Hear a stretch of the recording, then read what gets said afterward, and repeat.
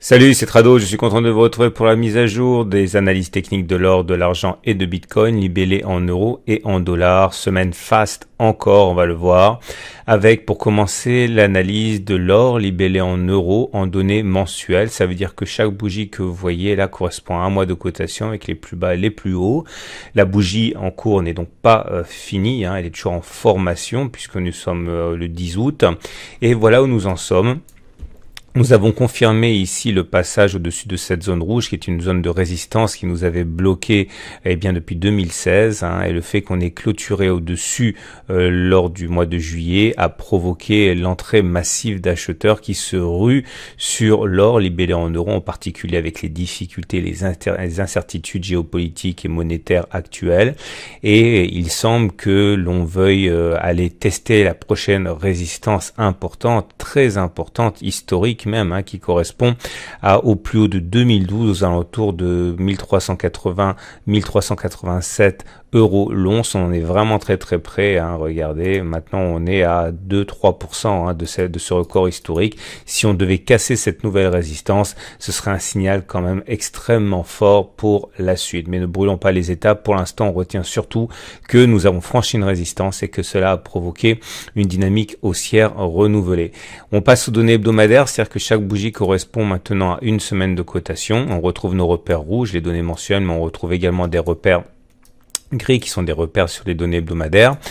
On voit la première chose ici, c'est que, bon, je l'ai expliqué tout à l'heure, on avait cassé cette résistance rouge, elle a changé de polarité, elle devient support fort, et donc une zone d'accumulation rationnelle si on revient dessus. De la même manière, on a réussi à passer la zone grise ici, ça remonte à 4 semaines, qui est devenue également une zone d'accumulation rationnelle, et on vient enfin de casser une résistance faible ici à 1303-1307 euros. Ce n'est pas rien, c'était un sommet qui avait été, on n'a pas dépassé ce niveau depuis 2012, donc décembre 2012, et on efface avec une très grande facilité les obstacles. On retrouve ici notre prochain obstacle de taille, à 2-3% au-dessus de nous, entre 1380 et 1387, je l'ai dit.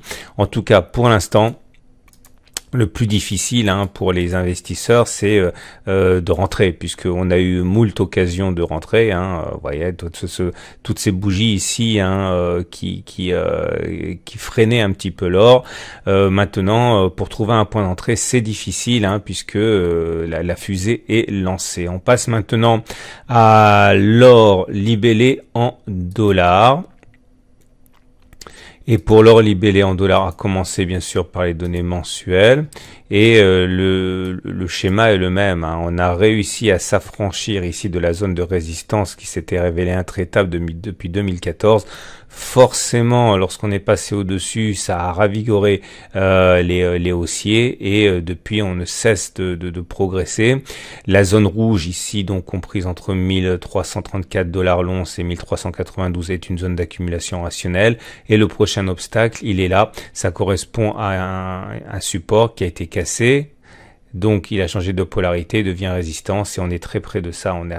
Puisqu'il est à 1529, 1560 $ l'once, c'est notre prochain obstacle.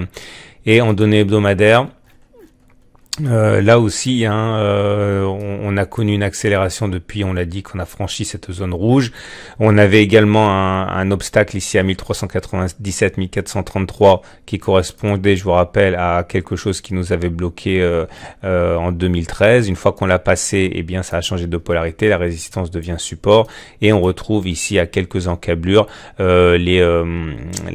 l'obstacle principal. Donc, je le répète, chaque fois que l'on revient sur ces zones de résistance qui ont été vaincues, on se retrouve face à une zone d'accumulation rationnelle, puisque il y a plus de chances que l'on progresse sur ces niveaux qu'à un autre moment. Je vous rappelle enfin que ma méthode repose sur l'idée qu'il faut accumuler de manière fractionnelle, un petit peu à chaque fois, soit tous les mois, soit chaque fois que l'on revient sur une zone d'accumulation rationnelle, mais il ne faut absolument pas, je considère, entrer d'un coup, parce que si cela baisse, vous vous retrouvez simplement avec une moins-value, une perte, alors que si vous renforcez régulièrement, vous pouvez mettre à profit ces consolidations pour baisser votre prix d'achat unitaire.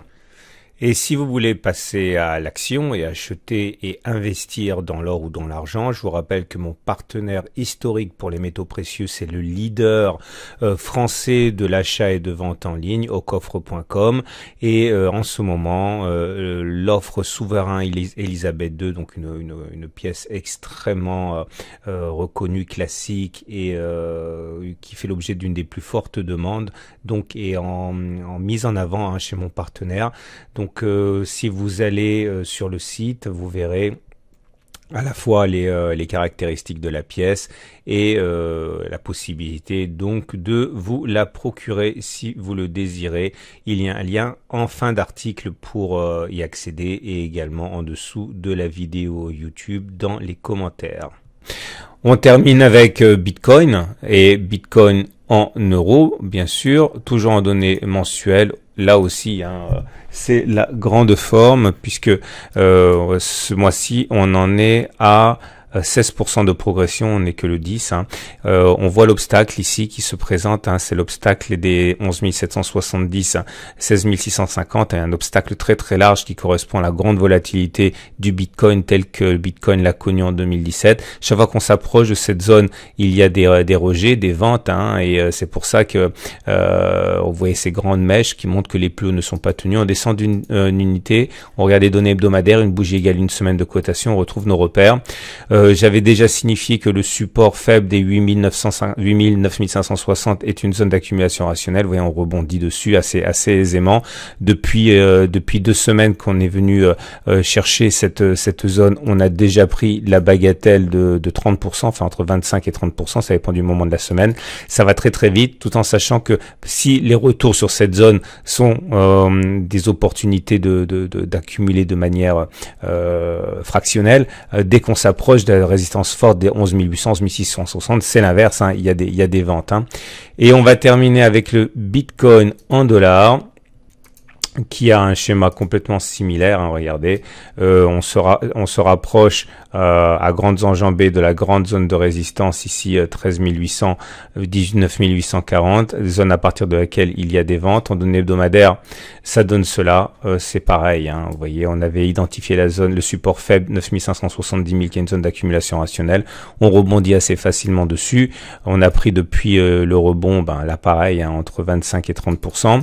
On est au contact d'une zone de résistance à vue. Il faut faire attention, c'est une zone qui est difficile à passer, qui n'a pas été passée lors des 3 précédentes tentatives, donc il risque d'y avoir des mouvements vendeurs.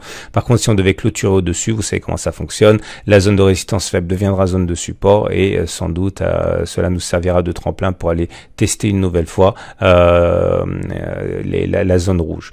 Voilà.